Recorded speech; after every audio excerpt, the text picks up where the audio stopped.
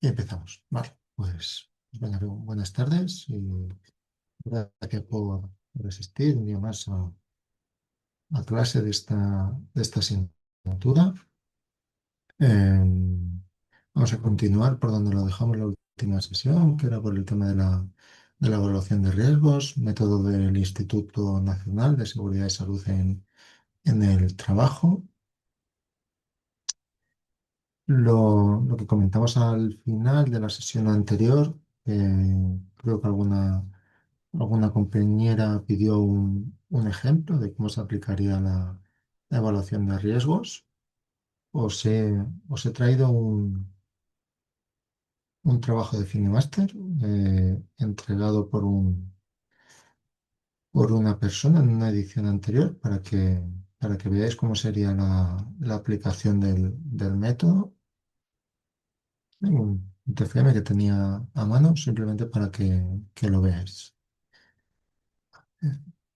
Voy a compartir si me deja.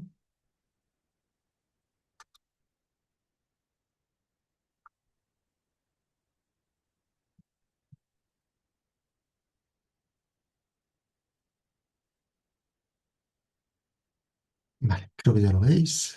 En este caso, la, la presentación sería mejorable, pero simplemente para que veáis cómo compañeros o compañeras anteriores aplican el método de evaluación. No es que no lo haya hecho yo, sino que lo veáis cómo lo utilizan compañeros de ediciones anteriores. Simplemente está haciendo la evaluación de riesgos del personal de cocina. En la tabla que os muestro en pantalla, empieza por evaluar el riesgo de caídas de personas al mismo nivel. Lo que hacemos es identificar la ubicación donde se produce o donde existe la exposición, cuál es la causa, el riesgo, perdón, la causa del riesgo y aplica el método de evaluación del instituto que vimos la semana o hace 15 días.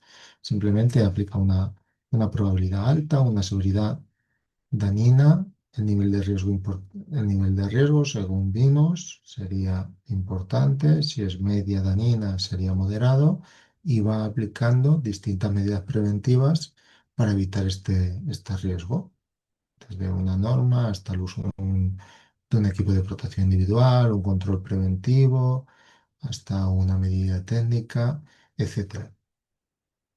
Y esta sería la dinámica a la hora de realizar la evaluación. Si veis, cualquier riesgo puede tener más de una causa y cualquier par riesgo-causa tiene que ser evaluada o aplicado la metodología de evaluación de forma independiente, de forma por separado, y a continuación proponer medidas preventivas. Entonces es importante pues, priorizar siempre medidas preventivas de tipo técnico, organizativo, siempre estas medidas acompañadas de un control y a continuación proponer pues, normas y procedimientos, medidas formativas o informativas o lo que estimemos.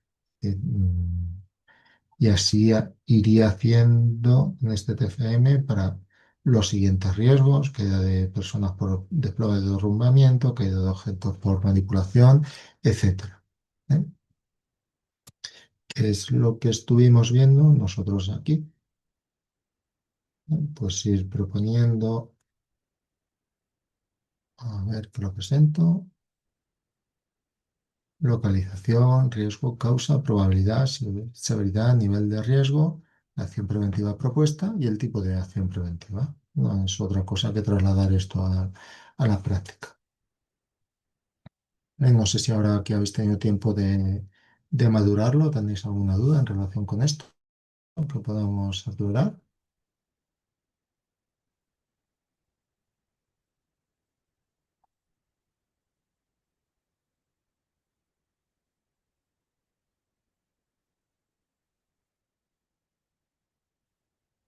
¿Ninguna duda?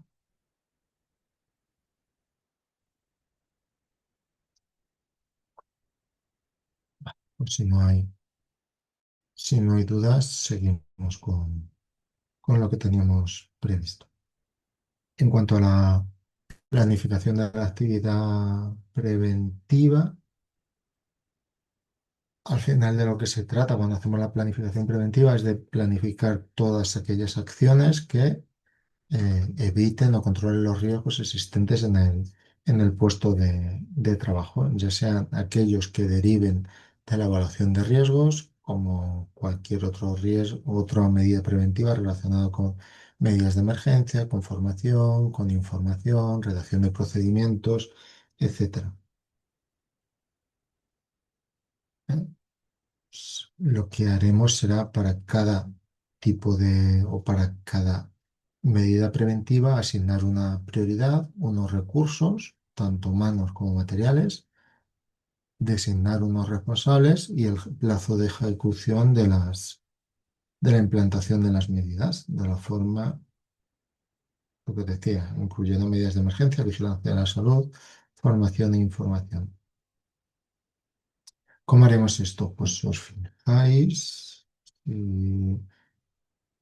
En el TFM que os ponía como ejemplo, que ponía de localización, cocina, la medida preventiva, la que estimemos, asignaríamos una prioridad en función del nivel de riesgo.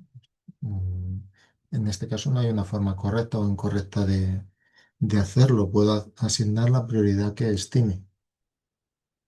Lo lógico es, en función de la metodología de evaluación que haya empleado, ir asignando prioridades en función de la temporización que ya vimos. Por ejemplo, si yo tengo, por ejemplo, pensar en el método de evaluación del instituto, si yo tengo un nivel de riesgo que habíamos dicho intolerable, importante, moderado, tolerable, trivial.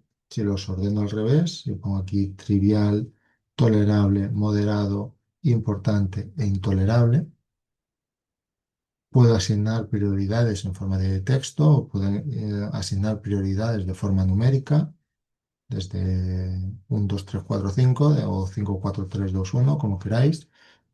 Si queréis poner prioridad 1 a riesgos intolerables sería correcto o prioridad 5 a riesgos intolerables sería correcto. Es decir, lo que quiero decir que no hay una forma mejor o peor de hacerlo. Lo que hay que hacer es explicarlo. Es decir, si yo a un riesgo intolerable le asigno prioridad 1 porque para mí es aquello que exige la máxima prioridad por parte de la empresa y a continuación asigno prioridades descendentes, sería correcto. Es decir, 1, 2, 3, 4, 5. Sí, podríais ponerlo como queráis, Juan, lo que os diga, eh, siempre y cuando haya una coherencia. Es decir, siempre riesgos que yo haya evaluado como intolerables tengan una prioridad 1, importantes 2 o al revés. Y luego las temporizaciones coincidan. Es decir, siempre la temporización más urgente para riesgos de prioridad más alta, intolerables, importantes, moderados, tolerables, triviales. O si utilizo el método FINE y lo que hago es calcular grados de peligrosidad en vez de niveles de riesgo, igual a mayores grados de peligrosidad, asigno prioridades más altas. Si os acordáis que asignábamos aquí, lo importante es que corresponda, a ver, ponemos otra vez, la temporización, que decíamos. Un riesgo trivial, no requiere acción específica, etcétera. Que esto lo expliquemos bien y las prioridades las asignemos conforme a esto. Pero que da igual que pongamos 1, 2, 3, 4, 5 o 5, 4, 3, 2, 1. Es indiferente siempre que esté correctamente explicado. De hecho, vamos, yo en,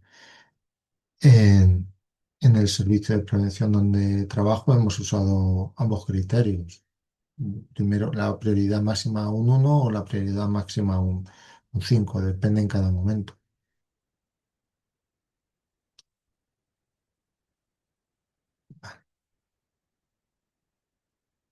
Volviendo donde estábamos. Eh, Bueno, sí, es verdad, yo creo lo que están poniendo en el chat, que nos quedamos en otra diapositiva más para atrás, creo. Más para en la atrás, del otra método general más. de... Esta no. A ver, espera. En la Aquí, que es vale, azul, en esta, aquí nos quedamos, aquí. vale, ok. Vale, o Así. sea, el método FINE no lo vimos. No, es Vale, que yo ese gracias nombre por... digo, no me suena. Y ahora, vale, vale, merci. Vale, gracias. Entonces me he adelantado a... Pero bueno, da igual el orden. Entonces, en cuanto a la planificación de la actividad preventiva, venga, luego volvemos. Entonces, habíamos visto el método general de evaluación del Instituto General de Seguridad, el Instituto Nacional, perdón, de Seguridad y Salud en el Trabajo.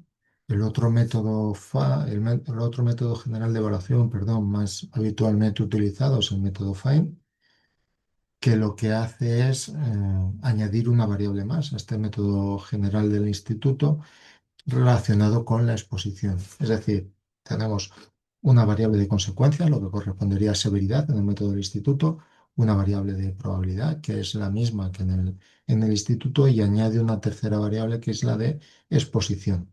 Es decir, con qué frecuencia estoy expuesto al riesgo. Pues una exposición continuada, frecuente, ocasional, irregular, excepcional o en exposición incierta. Es decir, no sé realmente si existe exposición o no existe exposición.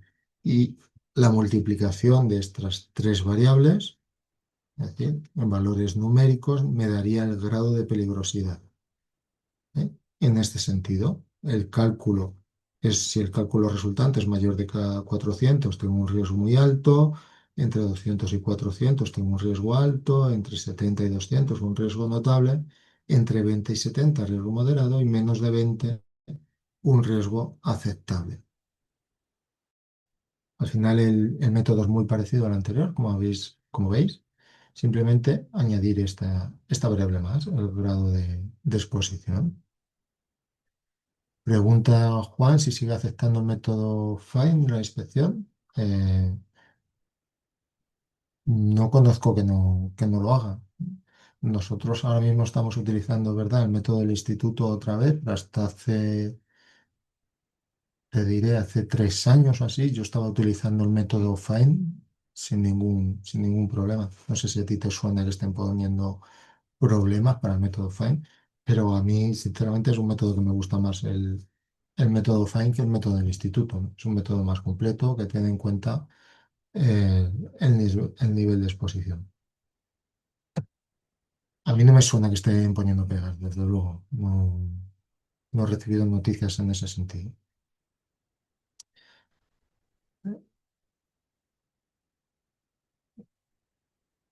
Dice que me gusta más, pero se ha quitado en algunas empresas. Creo que este era el motivo. Mm, Lo desconozco. Quizá tienes tú más información que yo. A mí, ya te digo, no, de 3 años para acá, que cuando cambiamos, por así decirlo, de empresa y dejamos de ser Qualtis, yo venía utilizando siempre en mis evaluaciones el método FINE y nunca tuve ninguna pega. Ahora, desde que somos Vitalik, por así decirlo, eh, han vuelto a cambiar el método general del instituto y no te puedo decir si hay alguna pega en relación con el método FINE, porque no lo usamos, pero me extrañaría, sigue siendo un método igualmente válido, en mi opinión, y para mí más completo que el método del instituto.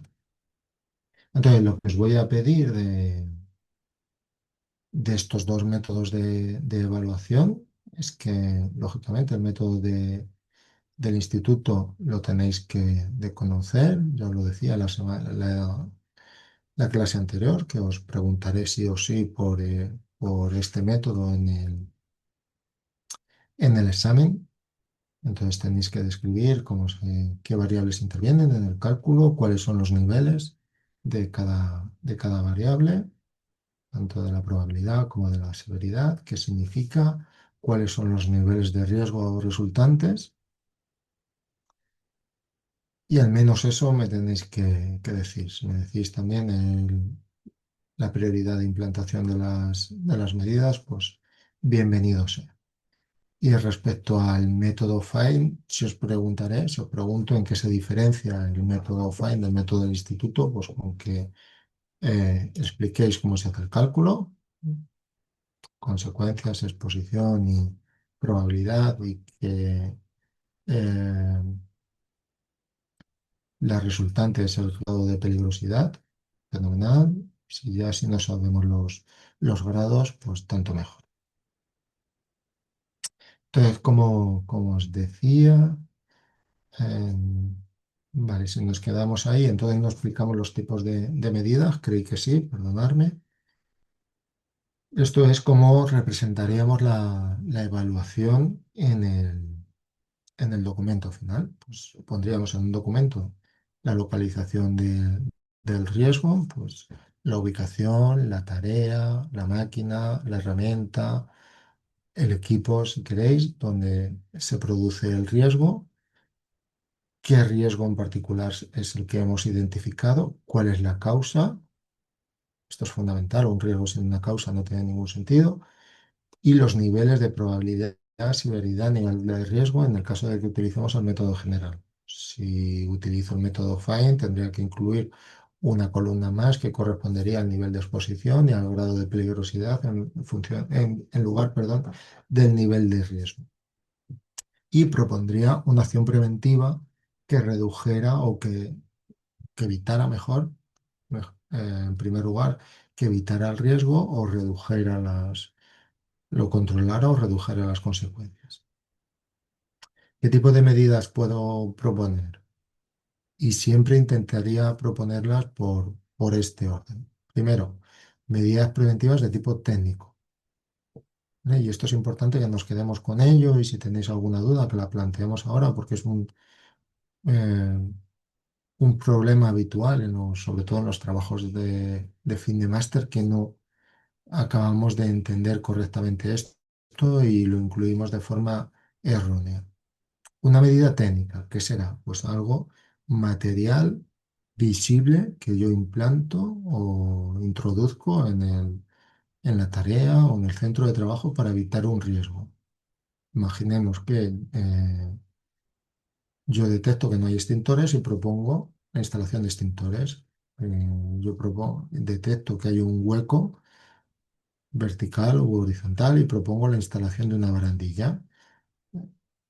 Propongo o detecto que hay un riesgo de, no sé, de resbalar en una escalera y propongo la instalación de bandas antideslizantes. Es decir, todo aquello que yo propongo y que en una futura visita puedo comprobar si a simple vista que está hecho o que no está hecho.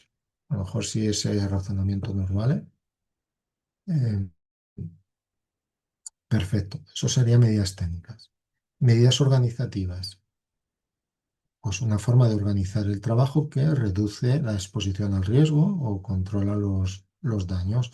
Esto lo veréis mucho en higiene y en ergonomía, en seguridad no tanto. Pues, ¿cómo organizo el trabajo? Pues estáis viendo que en función del,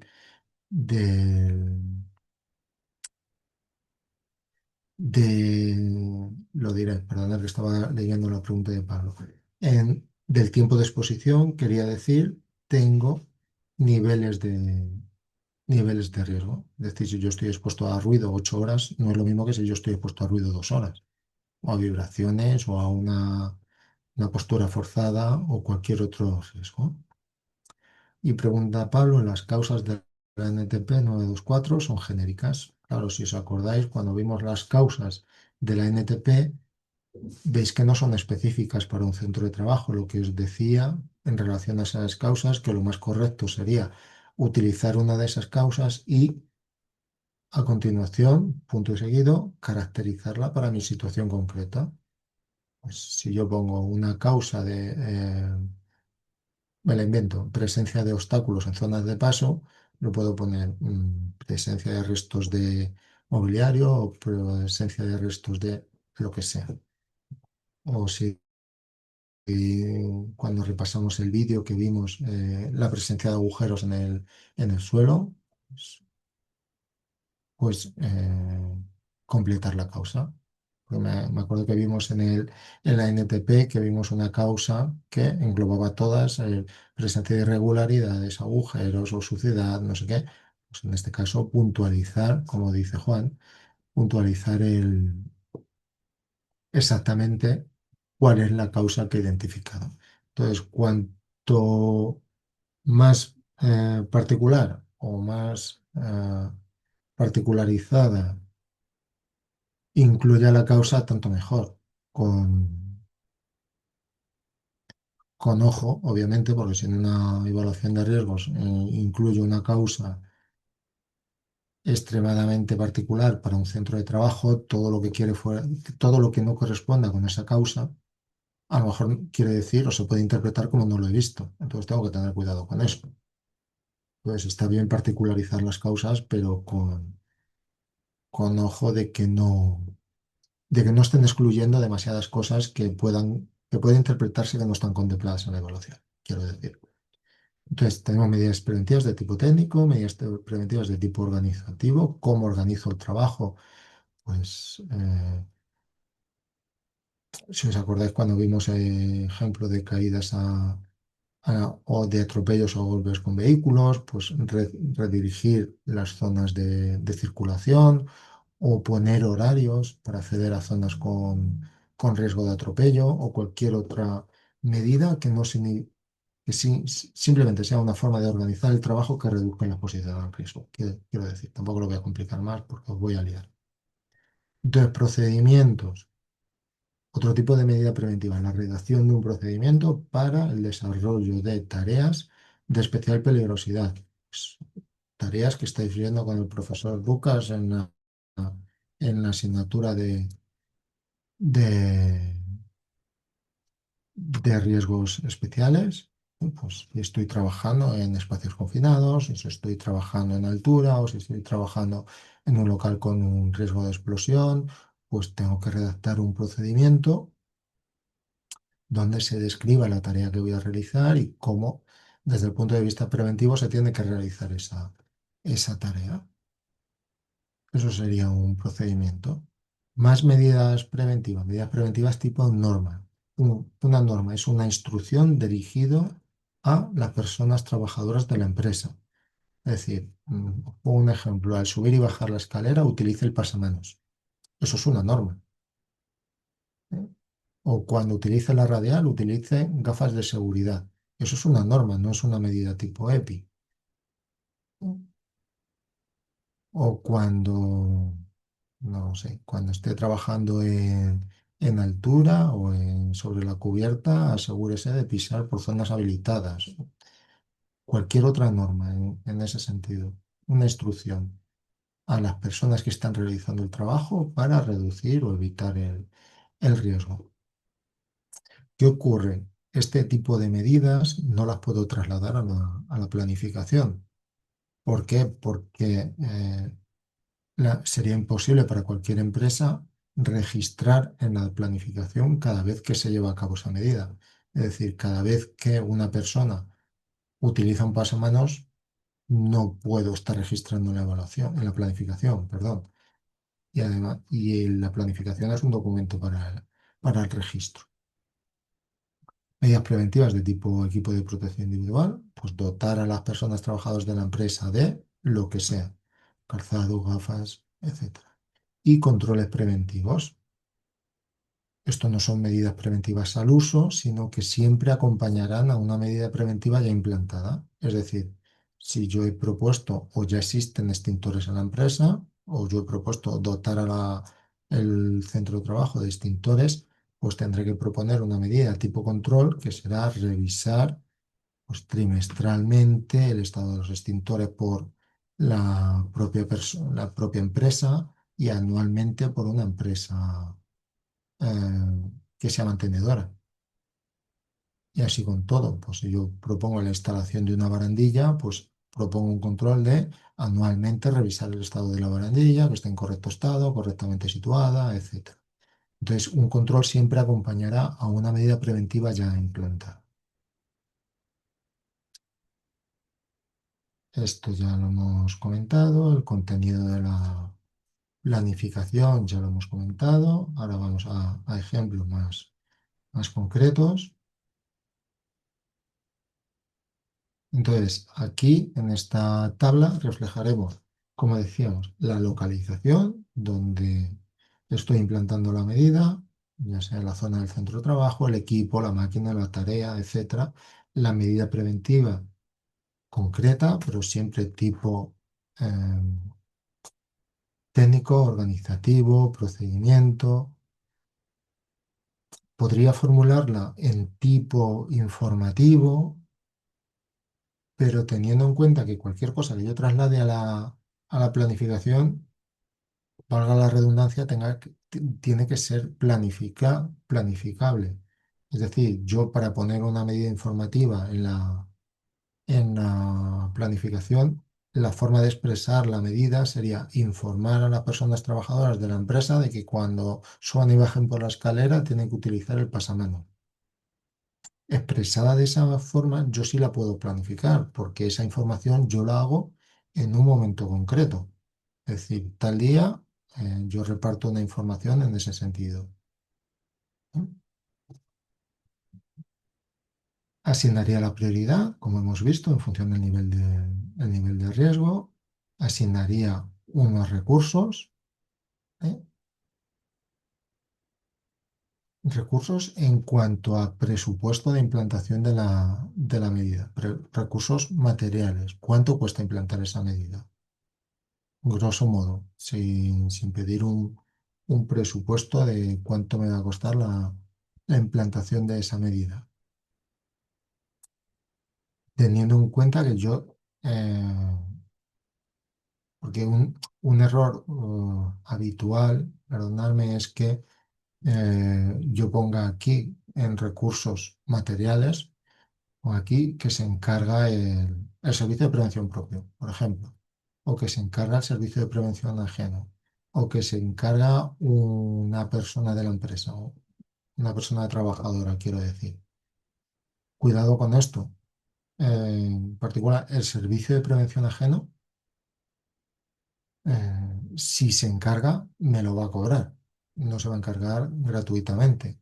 El servicio de prevención propio, si se encarga, va a dedicar un tiempo determinado, que eso tiene un coste, porque las personas que trabajamos solemos cobrar por nuestro trabajo. Podemos hacer una estimación del coste que supone eso. Igual para cualquier otra persona de la empresa. Dice Juan, ¿se puede aumentar la prioridad en aquellas medidas de fácil implantación? No, no deberíamos, a mi juicio, no deberíamos condicionar la prioridad en función de la facilidad de implantación. La prioridad tiene que ser función del nivel de riesgo, no de la facilidad de implantación. Otra cosa es, ahora cuando lleguemos a las fechas previstas, que la empresa se anticipe. ¿Eh? Debemos asignar el responsable de la implantación, teniendo en cuenta que una persona responsable es una persona, eh, por decirlo fácilmente, responsable.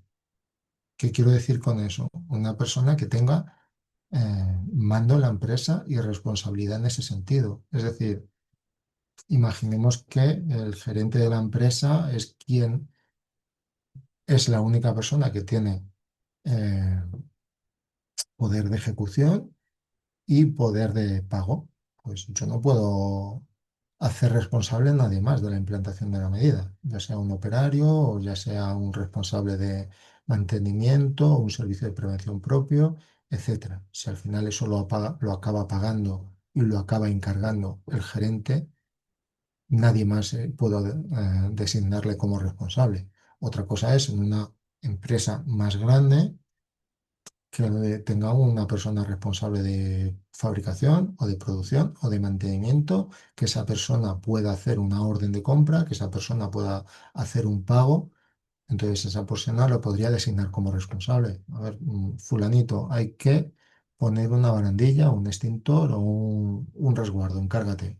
Y esa persona tiene la potestad de ponerse en contacto con una empresa mantenedora, firmar un contrato o firmar una compra y además tiene un poder de pago. Si no es así, nadie más será responsable que el gerente. ¿Eh? Luego, la fecha prevista, pues en función del nivel de prioridad que yo haya asignado, pues dependerá. Si yo tengo la temporización para... eh, ahora lo vemos, Rocío. Da, la persona que yo,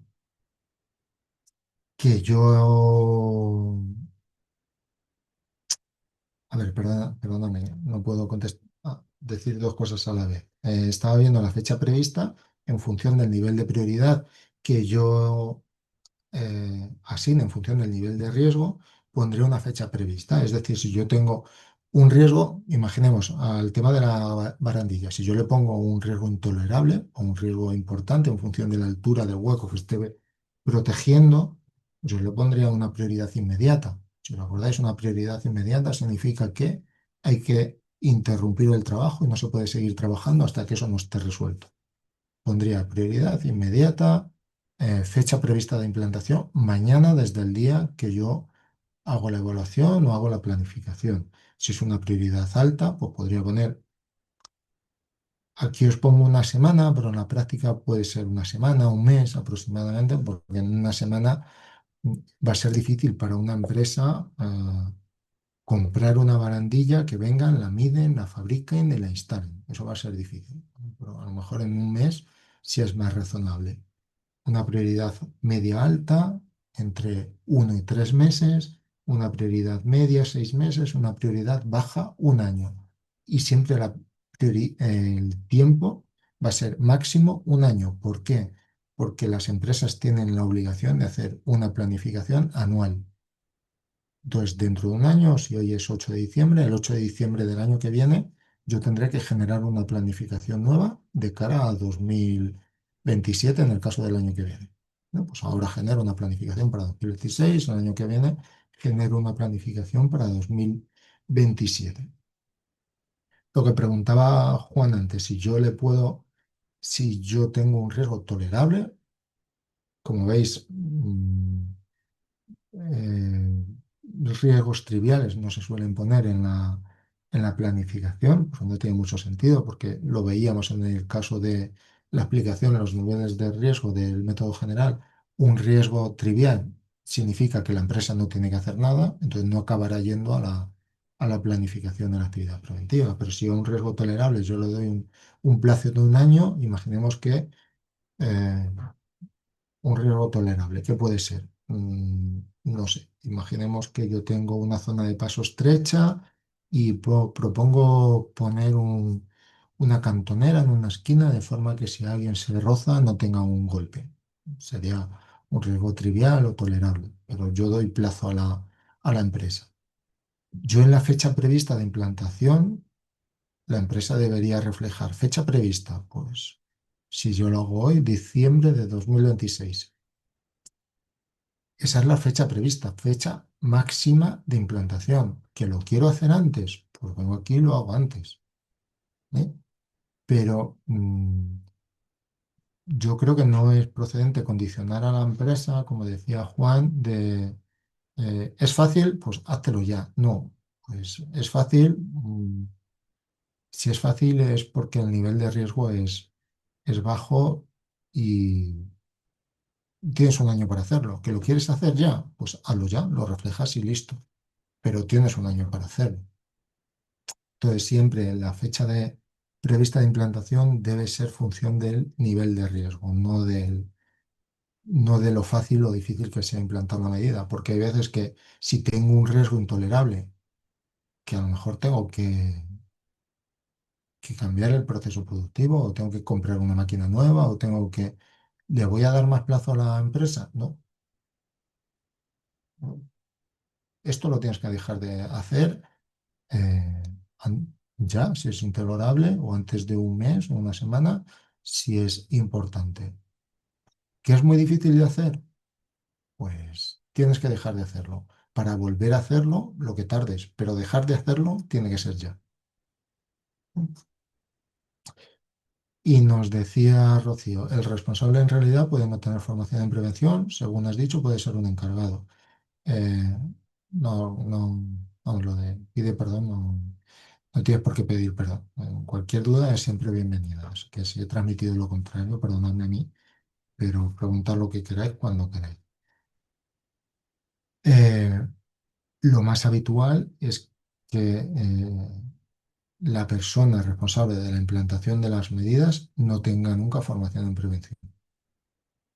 Si os acordáis de cuando vimos al principio el desarrollo de la asignatura, eh, el 99,9% de las empresas en España son pequeñas y pequeñas empresas. De esas 99,9, estoy seguro de que el 98% como mínimo, la persona responsable de la implantación de las medidas va a ser siempre el gerente. Y en la mayoría de las ocasiones el gerente de la empresa no tiene formación en prevención. Y, y dice Rocío, pues pienso que no es justo poner un nombre en ese papel. Es lo que pide la normativa, que siempre representemos a una persona responsable en la planificación. ¿Quién se va a encargar de hacer esto? Por eso os decía, tiene que ser una persona con responsabilidad, valga la redundancia, en, en la empresa. Siempre o por defecto, y si no ponemos nada, por defecto va a ser siempre la persona que dirige la empresa. El gerente de la empresa o la gerente de la empresa va a ser siempre el responsable. Dice, pero en una auditoría mirarán el responsable. Claro, mirarán que eso esté cumplimentado. Entonces, siempre, pero en su defecto, insisto, si no pone nada o si ponemos cualquier otra cosa, siempre la responsabilidad va a ser para la gerencia. Y nos dice Juan, las últimas casillas las rellena la empresa, lo digo por la integración. Normalmente siempre nosotros como técnicos rellenaremos la localización, medida preventiva, prioridad. Y ya la empresa se encargará del resto, de cuánto cuesta, de quién se va a encargar, de cuándo en función de esa medida, de esa prioridad tiene previsto hacerlo y al final cuándo realmente acaba haciéndolo. Dice Ana Marta, durante el año, ¿cuántas veces es obligatorio revisar la planificación como mínimo? Nosotros tenemos que hacer una planificación anual y la empresa debe de disponer de una planificación anual. No sé no sé si te refieres a eso o cuántas veces la empresa tiene obligación de revisar esta planificación y ir registrando todo lo que hace. Pues eso, mm, no te digo que diariamente, pero al menos semanalmente sí debería revisar esa planificación y ver qué tiene, qué tiene, qué tiene pendiente por hacer, quiero decir. ¿Eh?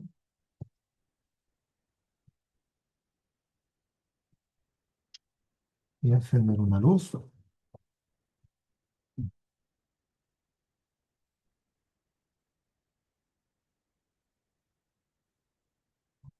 ¿Alguna duda en relación con esto?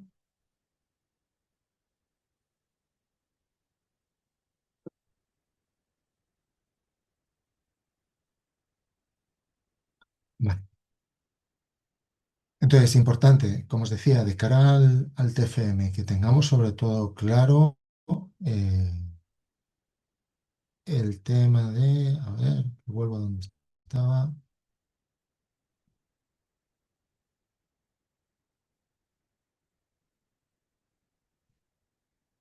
este tema de cómo asigno el tipo de medida. Porque esto sí es cierto que nos trae un poco de cabeza a la hora de presentar el TFM. ¿Cuándo es una medida técnica? ¿Cuándo es organizativa? ¿Cuándo es procedimiento? ¿Cuándo es una norma? ¿Cuándo es un EPI? ¿Cuándo es un control? Especialmente las medidas tipo norma nos traen un poco de cabeza, como decía. Es decir, al final son instrucciones para las personas trabajadoras, no para la empresa. Dice Marina, en cuanto a la aplicación del grado de peligrosidad, ¿cómo das la valoración numérica del grado de peligrosidad? Espero que te mejores, Marín. Pues tendría que ser en función de este baremo, o en función de estas tablas. Primero valoraría las consecuencias, pues lesiones sin baja, con baja, graves, muerte, varios muertos, catástrofe, nivel de exposición y niveles de probabilidad, desde probable hasta casi imposible. Y utilizando estas tablas, iría asignando a cada causa, es decir, pues no lo sé. Si yo defino el riesgo de golpes, cortes por objetos o herramientas, posible corte por el uso de la motosierra durante las tareas de poda en altura. Pues si yo veo, estoy utilizando poda en altura, riesgo de corte con la motosierra. Posible consecuencia, yo diría lesiones graves. ¿eh? Exposición, ya dependería del puesto de trabajo. Si estoy utilizando la motosierra a diario o estoy utilizando la motosierra una vez al año. Si yo digo exposición ocasional o frecuente, pues, si es una vez al año pondría ocasional. Pues tengo lesiones graves, 15, ocasional un 3, ya tengo un 45 y la probabilidad de que ocurra el daño. Pues tengo que ver cómo se realiza la poda, si es una poda desde una plataforma elevadora, si es una poda suspendido mediante cuerdas, si la situación es estable, si se utilizan equipos de protección individual específicos para motosierra, etcétera. Pero si tengo dudas, yo diría posible, pues multiplico este 45 por 6, lo que dé, y me voy a esta tabla y lo que obtenga el resultado total. Y siempre teniendo en cuenta lo que ya os comenté. Si tengo dudas en cuanto al nivel de riesgos, me voy al más alto.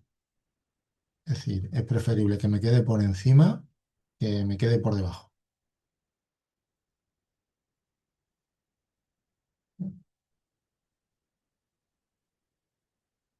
Dice Marina, ¿hay alguna NTP que te ayude? La única NTP que hay es la que vimos, la 924, en cuanto a identificación de causas, pero no en cuanto a aplicación.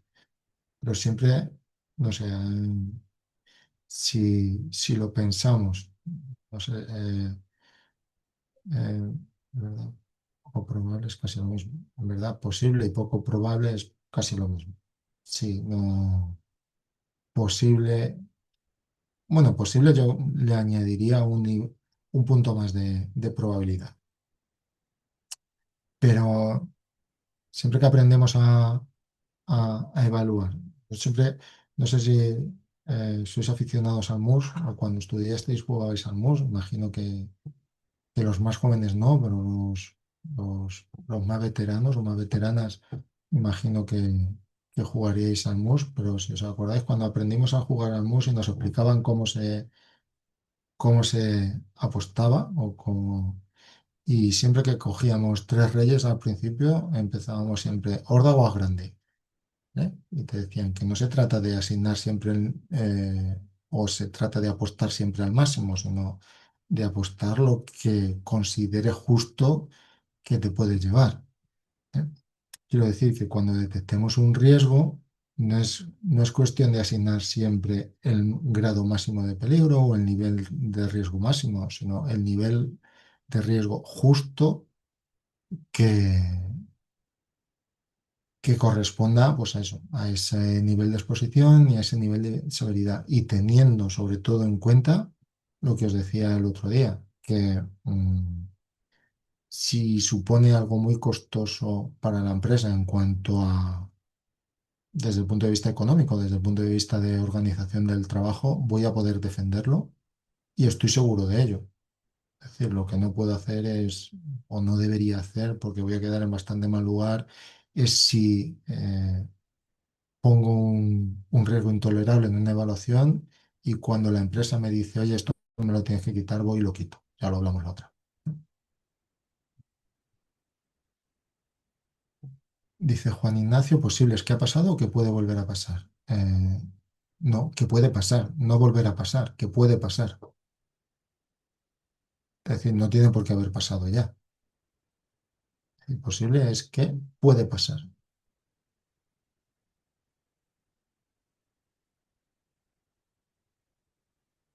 ¿Eh? ¿Alguna duda más en relación con esto? Vale, estamos aquí. Habíamos visto cómo asignar los niveles de prioridad en función del nivel de riesgo, la persona responsable. ¿Eh? Aquí os pongo algún ejemplo en que se pone coste asumido por el servicio de prevención propio o el responsable de mantenimiento. Esto en alguna ocasión no lo encontramos. Ya os digo que a mí no me gusta que pongamos asumido por el servicio de prevención propio. Bien, lo asume, pero ¿cuánto cuesta? Y el responsable del servicio de prevención propio, bueno, si tiene potestad para ejecutar la medida. Y controles preventivos, lo que yo haré será poner la ubicación, el riesgo, la causa, qué, cuál es el control que propongo, siempre en el sentido del control definido como revisión de una medida preventiva ya implantado. Comprobar que, siempre un control será comprobar que algo que estaba hecho sigue estando, o revisar que algo que estaba hecho sigue estando. ¿Quién será el responsable? Aquí sí puedo designar cualquier persona de la empresa porque no implica nada más que una revisión, es decir, revisar el estado de una barandilla. Pues voy, lo reviso, está ok o no está ok, lo reflejo y punto. Y la fecha de realización, es decir, lo correcto sería en el enunciado del control establecer una periodicidad, es decir, pues revisar trimestralmente, semestralmente o anualmente el estado de la barandilla o el estado de lo que sea. Y aquí en la fecha, pues ir poniendo fechas, pues 8 del 12 del 25. Si es trimestral, pues 8 del 2 del 26 y así sucesivamente durante todo el año hasta que se emita la siguiente planificación y voy poniendo al lado correcto, correcto, incorrecto y si cuando proceda a incluir alguna acción preventiva, pues incluirla. Y tener en cuenta que lo que os decía, si cada vez que hago un control requiere un registro de que yo lo he hecho. Entonces, mucho ojo con poner, comprobar diariamente que lo que sea, lo que queráis. Comprobar diariamente que la parada de emergencia yo qué sé, de la Tupí funciona correctamente. Entonces, es mucho más, desde el punto de vista de gestión para la empresa, es mucho más razonable que yo ponga una norma para las personas trabajadoras en el sentido de siempre que vaya usted a utilizar la Tupí, revise antes del uso que la parada de emergencia funciona, que el resguardo tal está instalado, que tal no sé qué, a que yo le imponga un control a la empresa, porque un control a la empresa pues supone todos los días venir a registrarlo en ese documento. Y si le propongo 30 controles en una evaluación, pues si tiene que hacer 30 revisiones diarias y tiene que reflejarlo 30 veces, pues casi tiene que dedicar una persona exclusivamente a esto al día. Dice, ¿puede valer un registro del mantenimiento preventivo? El mantenimiento preventivo te podría valer, pero va a ser más completo. Es decir, el mantenimiento preventivo, tú vas a hacer cosas en el mantenimiento que no puedes controlar. No sé, yo eh,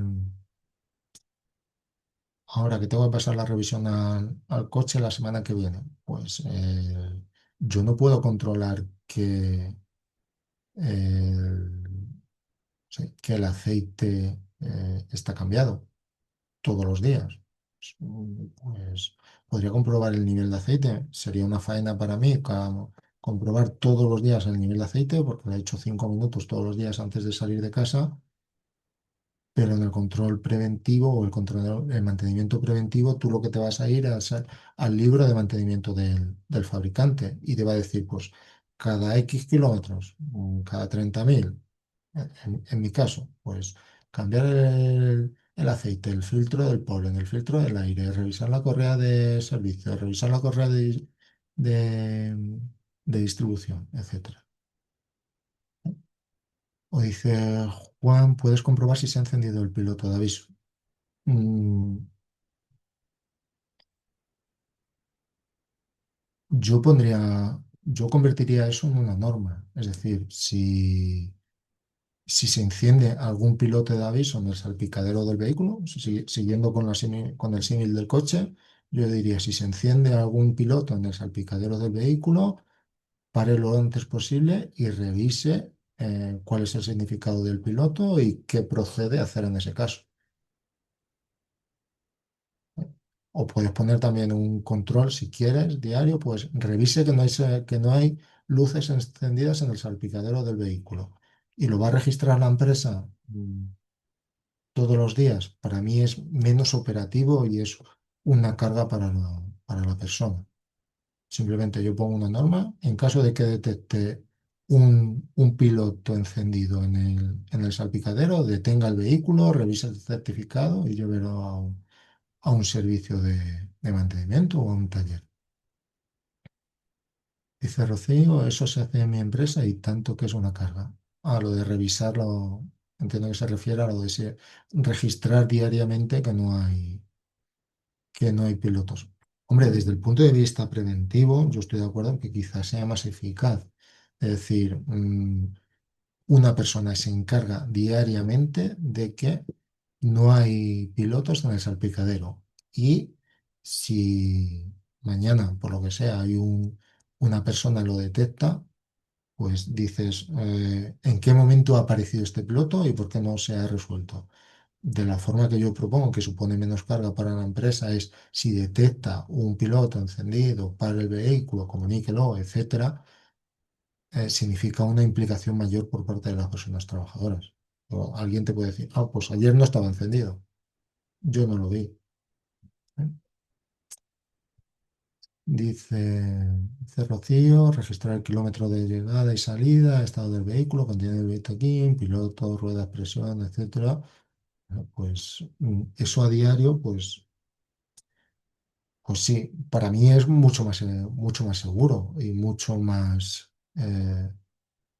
previene mucho más, pero, pero evidentemente supone una carga mucho mayor. Entonces, ¿estamos dispuestos a asumir esa carga? Si estamos dispuestos a asumir esa carga, fabuloso. Si estamos dispuestos a que la persona, el, el chofer, dedique todos los días un cuarto de hora antes de emprender la ruta, un cuarto de hora hacer ese registro, fenomenal, tanto mejor.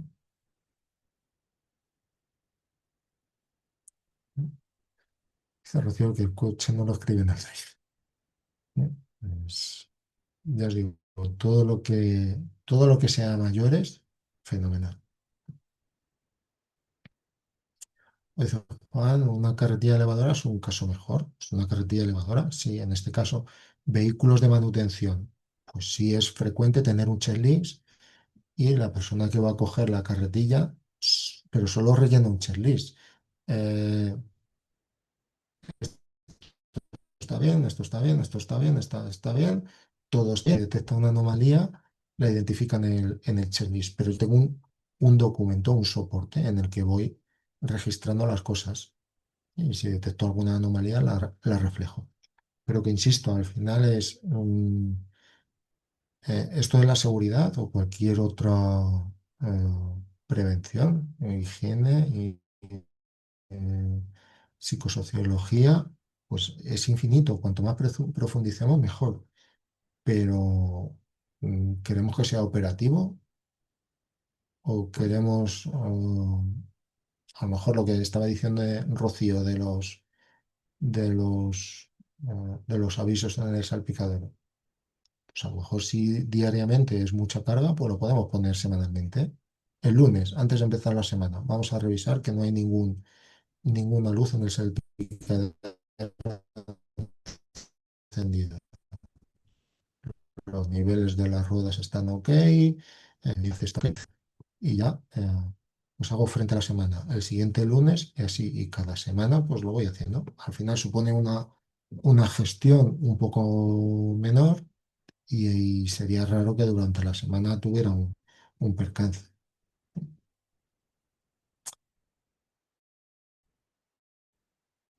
Dice Rocío, está bien porque obliga, y bien, si no digo que esté mal, pero, pero supone mayor carga.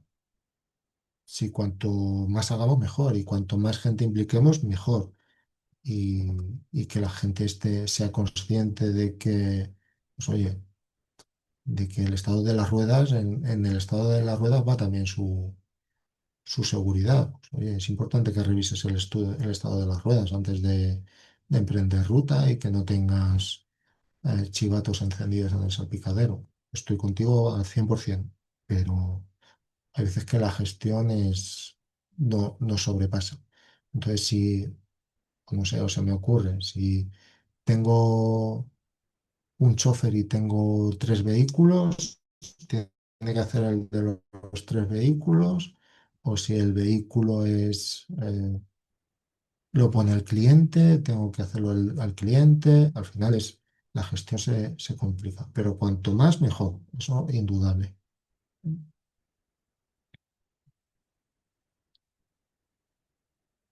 Entonces os invito a que resolvamos juntos este caso. Pues ya hemos aprendido a identificar riesgos, ya hemos aprendido a identificar causas. Os pongo una imagen de dos personas deambulando por un almacén. Os pido que me ayudéis a identificar riesgos y a identificar causas. No me hace falta que identifiquemos medidas, pero simplemente riesgos y causas. ¿Bien? Entonces, si queréis, lo vais escribiendo en el chat o activáis vuestro micrófono y las comentamos, lo que queráis.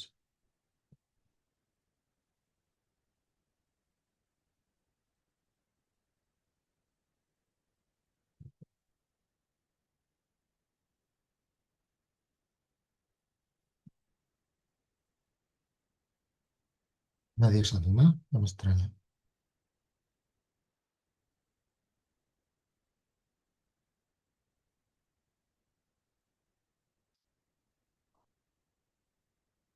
Eduardo, Rocío es que seguirá no, dándome no sé vueltas la a la pregunta. revisión.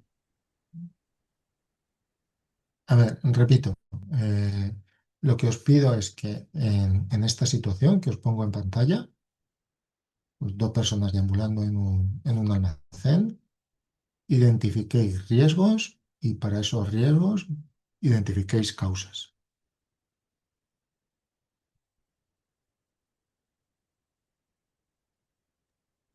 Para contestar a esto, seguimos el orden de la tabla de accidentes, sería lo correcto, o sea, la de riesgos, perdón, sería lo correcto, que empieza por caída, Sí, lo más correcto sería nivel, eso. nivel, etcétera. Sí, Vale, sí, sería lo más correcto, Mohamed. Sí. vale. Eh, yo tengo con la caída al mismo nivel, que es aquí de caída a distinto nivel yo no veo, porque parece ser que es todo está, o sea, no hay un cambio de nivel, no hay un salto ni nada. En cambio, la caída al mismo nivel me da a mí la sensación que casi siempre está presente en casi todas las Pero lo importante es sí definir la causa. No, estoy No, contigo, entonces no. Vale, vale, pero claro. entonces no hay una causa, entonces. Si se cae y se resbala, pues no hay una causa aquí, no hay un fregado, no hay un producto químico, no hay nada. Sería una caída, pues ya está. Vale, vale. Mm, Pues sí que veo, por ejemplo, siguiendo el orden, caída por objetos por desplome o derrumbamiento. Podría caer algo de lo que está arriba, ¿Pero por qué? pues porque no esté bien colocado o por lo que sea. Vale, vale, eso sí sería una causa. Vale, me parece Eso bien. sí. caída de objetos desprendidos,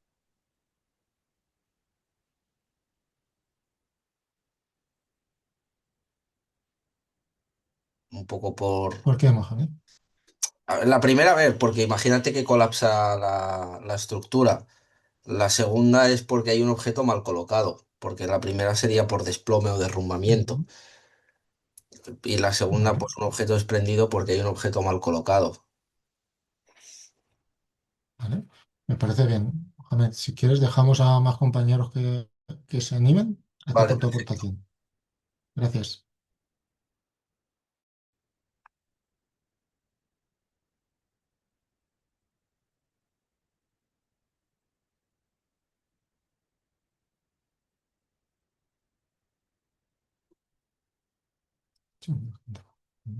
A ver, lo que habéis ido comentando en el chat. A ver, incendios, propagación. Mm, ¿Vale? Tenemos que intentar siempre decir riesgo causa. Dice Juan, atropello por falta de señalización de las vías de circulación. Bien. Caída de personas al mismo nivel, dice Laura, por calzado inadecuado. Bien. Dice Marina, pues caída de personas al mismo nivel, por falta de orden y limpieza. No, ahí de momento lo veo bastante limpio y suelos resbaladizos. Si lo decimos en base a la imagen, Marina, nos lo estaríamos inventando un poco porque no tenemos datos. Pero bien, gracias. Dice Juan Ignacio, el no uso de calzado de seguridad, pues, pero ¿eso a qué riesgo correspondería? Dice María del Mar, caída de personas al mismo nivel porque están de pie. Bueno, no sé, no sería causa suficiente. Choque contra objetos inmóviles porque hay objetos en varias direcciones. Eh, Cuidar objetos por desplome porque están abiertas y elevadas y están mal colocadas. Un poco en el sentido que decía Mohamed. Cristina, golpes por caídas de materiales. Bueno, choques contra objetos inmóviles. Ya se ve todo bastante ordenado, sí, estoy contigo. Dice Marina, choques contra objetos inmóviles, posibles golpes con cajas al ser un objeto situado a baja altura, caída de objetos desprendidos, los extintores no están bien señalizados, dice Alejandro, bien, bien visto, pero ¿qué riesgo sería? Y dice María del Carmen, yo veo que la base de la estantería no están protegidas, caída de objetos por desplome. Bueno, más o menos habéis ido identificando los riesgos o todos los riesgos que existen, pero sí, como decía Mohamed, que es una buena opción, para mí la mejor, seguir el listado de riesgos que vimos, pues empezamos, caída de personas a distinto nivel. Pues evidentemente aquí no hay ese riesgo porque no lo hemos identificado. Caída de personas al mismo nivel, pues sin entrar en cosas que no podemos entrar porque no podemos tocar el suelo, pero sí estamos viendo con gente que está en el almacén y no tiene el calzado correcto. Pues tendremos que decirles que, oiga, que aquí hay que acceder con un calzado correcto. Pues la causa sería posible acceso al almacén sin los equipos de protección individual correctos. Pues en este sentido, hablo únicamente en relación con el riesgo de caída de personas al mismo nivel, deberíamos indicar que deben utilizar calzado de protección. ¿Eh? Sabéis que bueno, y si no lo sabéis, yo lo comento, ya lo veremos en el caso cuando hablemos de equipos de protección individual, pues tenemos calzado de trabajo, tenemos calzado de protección, tenemos calzado de seguridad en función del grado de protección de, del EPI en cuestión, en este caso el calzado. Entonces, en este caso, si yo solo, insisto, solo para el riesgo de caída de personas al mismo nivel, no me haría falta que fuera un calzado de seguridad, con puntera reforzada y demás. Me valdría opción, pero ojo, lo propondré posteriormente porque hay otros riesgos. Pero imaginemos que solo estoy contemplando ese riesgo, ¿no? Entonces, un calzado adecuado, ya sea de protección o de seguridad. Si voy más allá, detecto más riesgos. Tendría un riesgo de caída de objetos en manipulación. Me diréis, Eduardo, no estamos viendo a nadie que esté manipulando cajas ni palés, pero es evidente que antes o después se hará porque hay palés aquí almacenados en altura, etcétera. Caída de objetos desprendidos. ¿Por qué? Porque hay cargas almacenadas en altura sin, sin asegurar. Todos los palés que tengamos almacenados en altura tienen que formar una unidad de carga con el palé. ¿Eso qué significa? Que tienen que estar unidos al palé, ya sea retractilados o flejados. Más riesgos.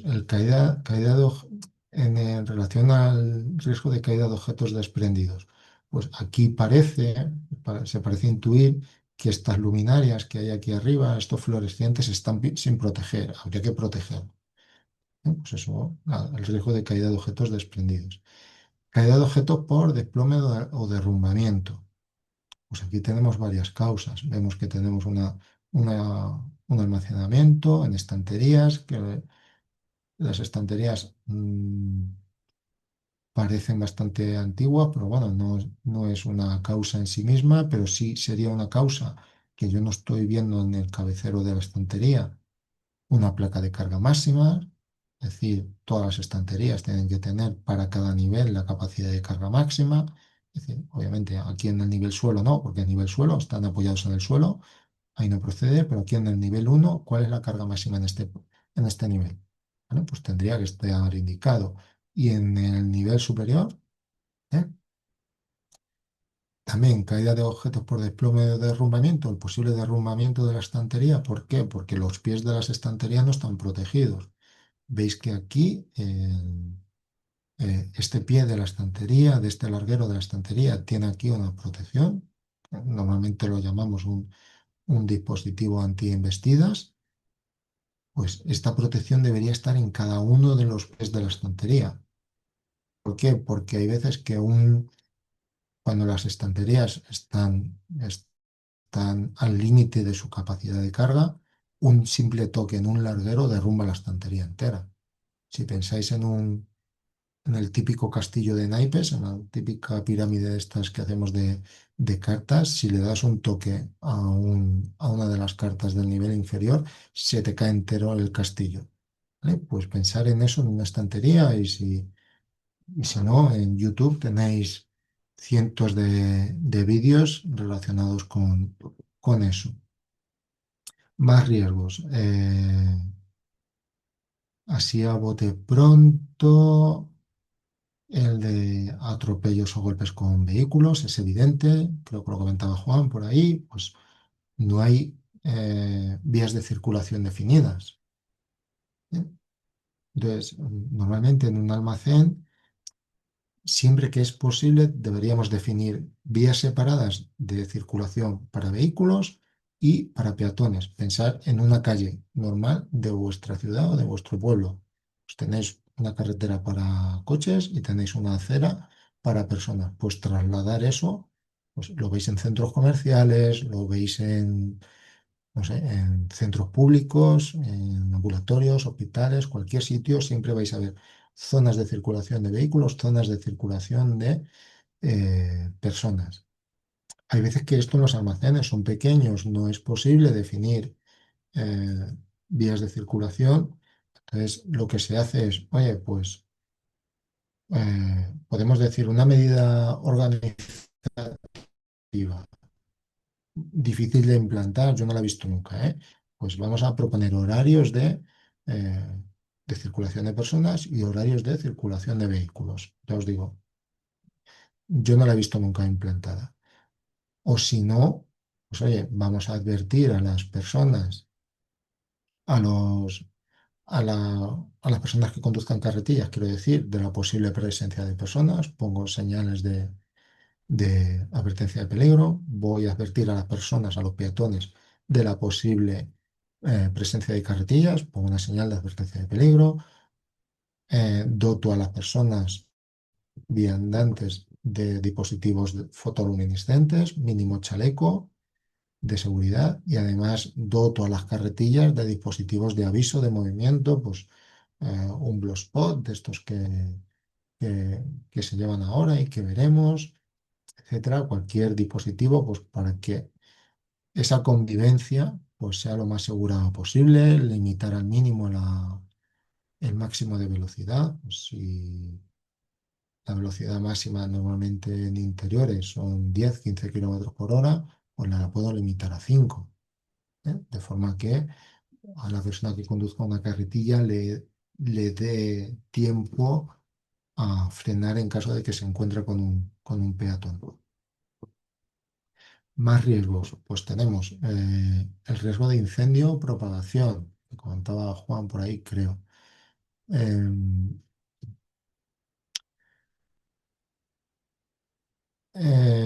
lo diré, perdón.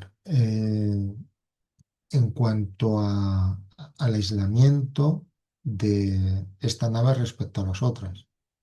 O sea, me lo invento, pero imaginemos que a continuación de esta nave hubiera otra nave. Pues aquí tiene que haber una pantalla que evite que se propague el incendio de una nave a la otra. También el incendio propagación, el derrumbe del techo, si esta cercha no está pintada con una pintura resistente al fuego, en caso de incendio, pues colapsaría la nave. Además, las cargas están muy cerca de la cercha, lo que somete mucha carga de fuego a la cercha en caso de incendio. El riesgo de incendio, medios de lucha, tenemos un extintor aquí sin señalizar, no se ve señal, tenemos el riesgo de explosión, tenemos aquí un extintor en el suelo, esto es un riesgo de explosión en caso de que le golpee una persona y vuelque o en caso de que lo golpee un vehículo. Y no sé si me dejo algo, a lo mejor me dejo algo por ahí. ¿Qué más habéis visto vosotros? ¿No? Dice Juan, lo de carros muy cerca. Dice María del Mar, choque contra objetos móviles por las carretillas que manejan las cargas en estantería. Sería más bien golpes como tú dices, atropellos o golpes con vehículos. Creo que lo hemos visto todo. Tengo la chuleta por aquí. Queda de objetos en manipulación, queda de objetos por desplome, queda de objetos desprendidos. A la iluminación me la he saltado, incendio. Y la iluminación, sí, me la he saltado. Si os fijáis, aquí veis estas zonas de sombra tan densas. Eso quiere decir o estas diferencias de iluminación, quiere decir que, que seguro que en estas zonas que están más en penumbra, seguro que la iluminación es insuficiente. Y dice Juan, las temperaturas ambientales por los muelles abiertos. Eh, Eso no lo comento porque sinceramente no lo estaríamos inventando. Que posiblemente sí, pero mm, a lo mejor este almacén está en una zona cálida. No, no, no podemos decirlo, pero sí, habría que tenerlo en cuenta. Si esto lógicamente es España, pues en verano hará calor y en invierno posiblemente hará frío, cada vez menos, pero hará frío. Entonces, lógicamente tendremos que tenerlo en cuenta en nuestra evaluación. Entonces, muy bien en cuanto a la identificación de riesgos, pues intentar siempre tener esa disciplina de siempre identificar riesgos, causas y no mezclar con consecuencias. Es decir, pues, atropellos o golpes con vehículos, ¿por qué? Por falta de señalización de las vías de circulación. Entonces, lo habéis hecho muy bien. ¿Dudas en cuanto a esto?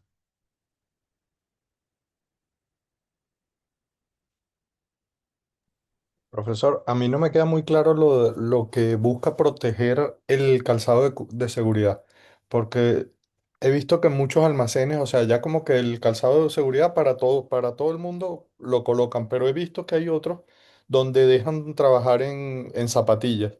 Entonces, no me queda muy claro cuál es la causa, o sea, qué están protegiendo allí. Pues en el caso de un almacén, están protegiendo varias cosas. Están protegiendo la caída de cualquier objeto, pues veis aquí que están utilizando incluso casco. Hay muchos almacenes que obligan el uso de casco o la caída de cualquier caja. Imaginaos que estoy pasando frente a cualquier estantería y se cae una caja. Estoy protegiendo también la posible pisada de objetos punzantes. Es también habitual que en los almacenes estoy transitando y hay palés rotos o palés sueltos y piso un clavo por accidente. Estoy protegiendo también el posible atropello de una carretilla. Imaginamos que hay un cruce, yo adelanto un pie y justo en ese momento pasa una carretilla. Entonces son varios los riesgos que estás protegiendo, principalmente la caída de objetos, porque es fácil que si entras a un almacén, manipulas alguna carga o estés cerca de cargas que puedan caer o simplemente cualquier cosa que esté apoyada en una pared que pueda caer. Mm, Simplemente caída de objetos desprendidos, caída de objetos manipulados, posibles atropellos. Yo creo que está más que justificado en el caso de almacenes al uso de calzado de seguridad. Y dice Juan, lo de deberían llevar al menos unas calzas. Eso también se ve mucho para pues, gente que entra ocasionalmente en un almacén, pues se le da unas punteras o unas calzas, como queráis llamarlo, simplemente que lo acoplas a tu propio calzado. Evidentemente no valdría para un uso habitual, pero, pero para un uso ocasional, o sea, a mí me ha pasado alguna vez, cuando vas a ver a un cliente y por lo que sea no habías tenido en cuenta que te requerirían entrar en una zona de producción o en una zona de almacén porque vas a hacer una simple visita, pues para lo que sea, para dar una formación o para ver temas de documentación y te dicen, pues vamos a pasar a producción un momento, vamos a pasar al almacén un momento, que quiero que veas no sé qué. Y le tienes que decir, pues es que no he traído calzado de seguridad, no puedo pasar. Y te suministran unas calzas en un momento, ¿no? Unas punteras, te dicen, toma, ponte estas punteras, pasamos un momento, lo ves y salimos. Entonces es bastante socorrido para eso, para situaciones ocasionales, obviamente no para un uso habitual. No sé si he respondido. Sí, sí, correcto, profesor. Lo que pasa es que me surgió Gracias, la Pablo. duda porque, no sé, había trabajado en un GXO de Zara y allí te dejan trabajar con zapatillas. Entonces es el único así que me llama la atención porque en todos los demás, por regla general, usa calzado de seguridad. Tal vez puede ser porque no tengan estanterías a altura así, pero sí, sí puede ser que se te caiga alguna prenda, pero no sé cómo hicieron esa evaluación y está así. No puedo entrar a juzgar si la medida es correcta o es incorrecta. Como muy bien apuntas tú, habría que ver la evaluación de riesgos del centro. No conozco el centro. Así a bote de pronto me chirría mucho un almacén donde no se imponga el uso de calzado de seguridad, pero habría que ver la evaluación de riesgos del centro. Sí, tal vez De todas formas. porque ellos tienen los espacios muy delimitados donde pasan las máquinas y la otra parte parece una tienda prácticamente. O sea, Ujú. vas haciendo picking como que si estuvieses en una tienda realmente. Sí, Entonces, porque a lo mejor no estás. Claro, entiendo por lo que dice Pablo que tú no estás cogiendo cajas, estás cogiendo prendas, estás cogiendo prenda, exacto, un sí. vestido, una. Ajá, exactamente. Vale. Claro, entonces sí tiene más sentido. Por eso os digo, no conviene juzgar a priori, pero hay que ver la evaluación de riesgos del centro. Entonces, sí, como tú dices, las zonas de paso están muy bien definidas, no hay riesgo de atropellos, no hay estanterías, no hay cajas y se asimila a una tienda, pues es una tienda. No le puedes decir a personal de tienda que se ponga calzado de seguridad. Ojo, depende de para qué. Porque si es cierto que yo he tenido clientes que pertenecían a cadenas de textiles y el almacén era un almacén. Y tú dile a una cadena de este tipo, oye, pues tu personal cuando entre en el almacén tiene que utilizar calzas o calzado de seguridad. Y cuando carguen o descarguen tienen que usar calzas o calzado de seguridad. Y cuando redistribuyan el espacio de atención al público que están moviendo los burros, están moviendo eh, o estanterías o mobiliario en general, pues tienen que utilizar calzado de seguridad. Ahí sí que entras en algo de conflicto con el cliente. Bueno, que en este caso a lo mejor sí bien, como decía Juan, pues oye, pues ten ahí unas calzas y cuando tengan que pasar al almacén que se pongan unas calzas. Vale, gracias, profesor. Gracias, Pablo. Más cosas. Nada, pues seguimos. Vale, pues lo siguiente que vamos a ver, hemos visto hasta ahora prevención de accidentes, pues vamos a ver qué pasa cuando la prevención falla. Os pongo aquí un estadístico del año 2023, que es el último que conseguí. Intentaré actualizarlo ahora próximamente, que me resulta interesante porque siempre, o yo por lo menos cuando empecé a estudiar prevención, siempre nos ponían esta pirámide como ejemplo y nos decían, por cada accidente grave o mortal, ocurren 10 accidentes leves, 30 accidentes con daños materiales y 600 incidentes. Por lo menos a mí es la que me ponían, que es la pirámide de Bert. Y si te vas a los accidentes o a los registros de accidentes y ves a los accidentes graves o mortales, hay un 3,1 accidente mortal en total en este periodo. Accidentes de trabajo, jornada de trabajo, tendría que ver para qué sectores, ¿no? Porque obviamente no es. Es el índice de incidencia. Son 616 accidentes graves o mortales. No me estaba cuadrando nada el dato. Es el índice de incidencia. 616.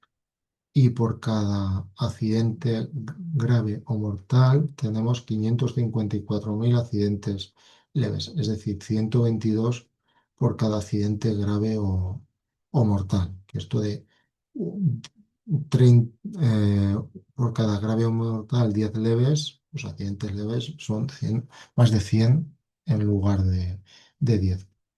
En definitiva, insisto, ya sé que soy pesado con esto y ya sé que os lo he dicho más de una vez, pero las cifras son abrumadoras y tenemos que tener en cuenta que cada uno de estos hay un drama familiar detrás. ¿Cuáles son las causas de los accidentes? Pueden ser condiciones inseguras, eh, es decir, hay algo que está mal en el centro de trabajo, tan solo constituyen el menos del 4% de los accidentes, o comportamientos o actividades inseguras por parte de las personas trabajadoras. El 96% de los accidentes, eh, según el método DuPont, que es toda una referencia en el ámbito de la cultura preventiva.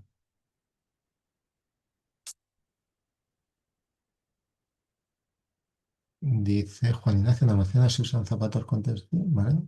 Dice, ¿por qué una amputación de un dedo de la mano es leve?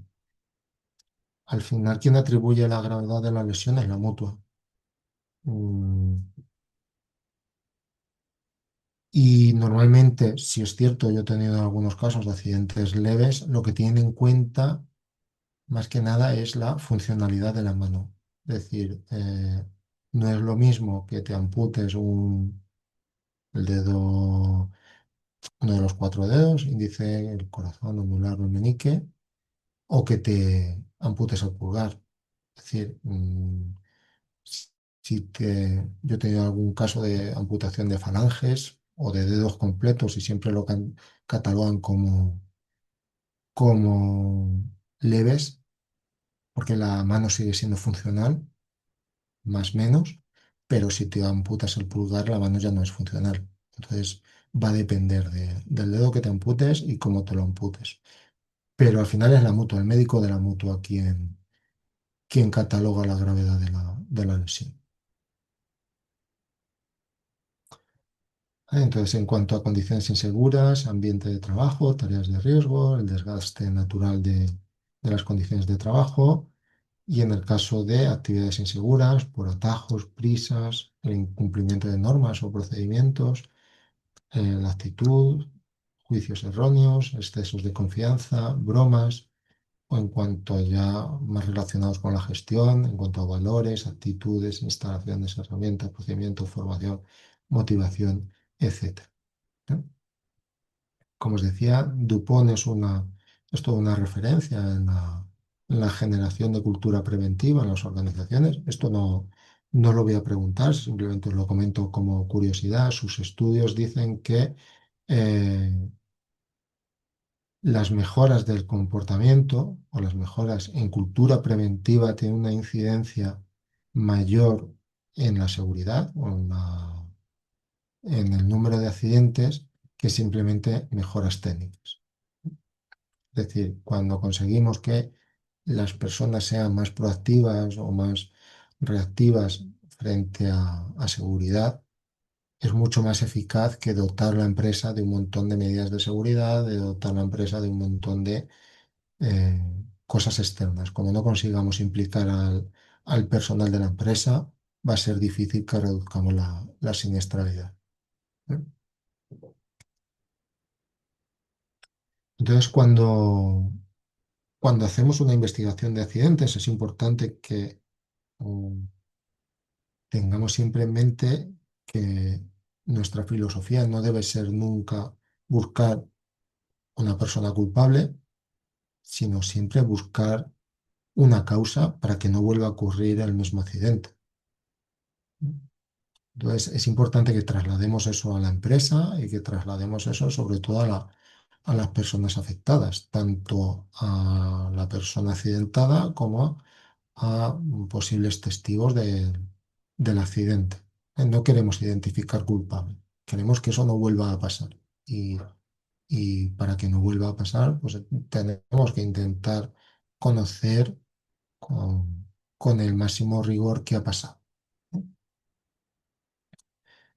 Entonces, cuando hacemos una investigación de accidente, esto no es una inspección de seguridad, como veíamos, no es una observación de trabajo, como veíamos, esto es una actividad que tenemos que planificar con la empresa. Es decir, yo cuando voy a hacer una investigación de accidente, primero tengo que haber sido informado de que ha ocurrido un accidente. Lo suyo es que me informe la empresa. Pues ha ocurrido un accidente. Eduardo, ha habido un accidente. Te tienes que venir a verlo. ¿Por qué? Porque eh, hay que hacer un informe de investigación. Normalmente nosotros, os hablo de cómo funcionamos en nuestro servicio de prevención.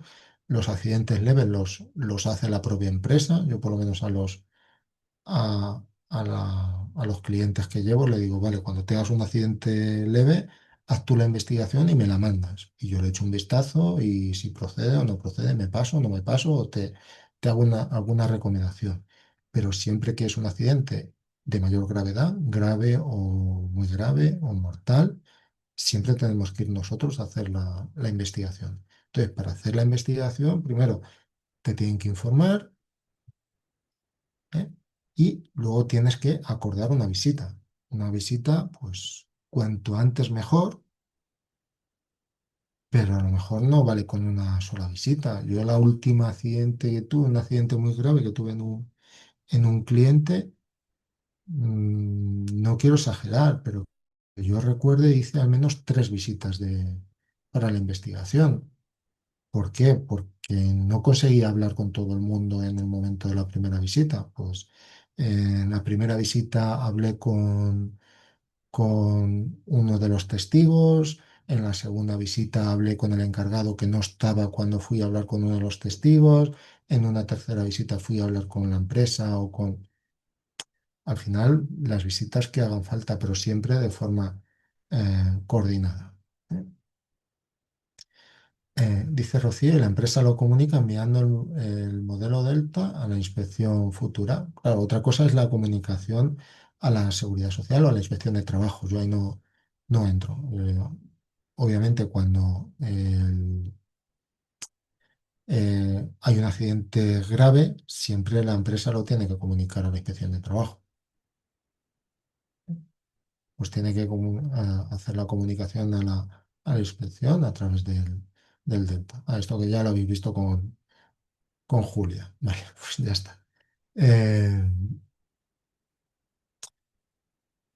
entonces, lo que decía, cuando hacemos la visita de inspección, de lo que se trata es, eh, o la visita de investigación, mejor dicho, perdona, es de recabar el máximo información posible y sin entrar a valorar lo que me están contando. Yo hay veces que he ido a hacer investigaciones y según me lo estaban contando, yo estaba pensando, me estás metiendo una bola que no te la crees ni tú. Pero bueno, yo tomo nota de lo que me están diciendo o lo grabo o pues esto ha ocurrido de esta forma y así lo reflejaré en mi investigación de accidentes.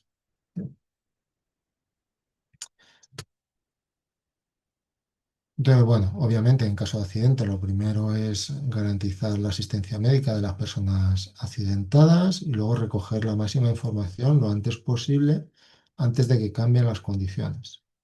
Datos, fotos, esquemas sobre hechos, no impresiones, no suposiciones, a fin de determinar las causas, lo que os decía. Sobre todo en accidentes graves y mortales es importante ir cuanto antes para que no cambien las condiciones de trabajo, porque eso de cara a un posible juicio es fundamental. Sobre todo recabar imágenes de cómo estaban las condiciones de trabajo. O sea, como os decía, el último muy grave que he tenido fue en una empresa, que es una lavandería industrial, que a priori no era una empresa de riesgo extremo, pero tenían una prensa de escurrido de ropa y y en el proceso, si no las conocéis, esta es una lavandería industrial, tiene un túnel de lavado. Pues, imaginar una serie de lavadoras comunicadas entre sí y haciendo ciclos simultáneos o consecutivos, y al final la gran cantidad de ropa que sale del túnel de lavado acaba en una prensa que es la que escurre. Esas máquinas, por lo menos la que yo conocía, no centrifugaba o no tenía capacidad de centrifugar esa cantidad de ropa, haría falta una fuerza grande, entonces es más fácil a la salida del túnel de lavado acoplar una prensa de forma que sale toda la ropa, se mete en una especie de carro o de bañera, como ellos lo llamaban, y se prensaba de forma que a lo mejor luego de ese prensado salía una pastilla, pues pensar una pastilla con un radio de, no sé, metro y medio, 2 metros aproximadamente, no lo he medido, pero para que os hagáis una idea, una pastilla de ropa. El accidente se produjo cuando la persona que estaba encargada de la prensa, mientras la prensa estaba cerrada, metió la cabeza, no quiero enrollarme, pero metió la cabeza y la cabeza quedó atrapada pues en la prensa, de forma que fue un accidente muy grave porque le produjo, vamos, una fractura en el hombro, que eso fue lo más importante, lo menos importante, perdón, pero le produjo un desgarro en la carótida que cuando llegó eh, vamos, el SAMUR lo tuvieron que sacar de una parada, pero afortunadamente pues, consiguieron sacarlo de una parada. Lo que quería decir es que inmediatamente cuando llamas al 112 se presenta allí, aparte de cuando dices que es un accidente de trabajo, aparte del SAMUR, se presenta Guardia Civil, Policía Nacional, precintan el lugar de trabajo, acude la inspección de trabajo, acude un secretario del juzgado en caso de que sea un accidente muy grave o mortal, a fin de recabar la máxima información. Y en ese momento hacen todo un dossier fotográfico que luego eso, pues de cara al proceso judicial consiguiente, pues ayuda mucho a esclarecer cómo estaban las condiciones de trabajo en ese momento. Dice Juan, yo fui a uno grave y ya había estado la Guardia Civil, habían cambiado algunas cosas, estaba todo acordonado por ellos.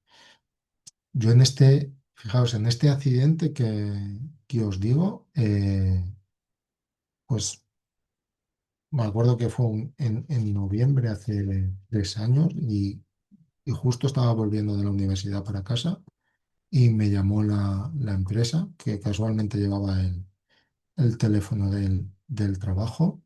Oye, Eduardo, te tienes que venir para acá porque ha ocurrido esto y la Guardia Civil me ha precintado, la Inspección de Trabajo, perdona, me ha precintado la máquina hasta que no vengas tú y hagas un informe de que las medidas de seguridad están, están repuestas.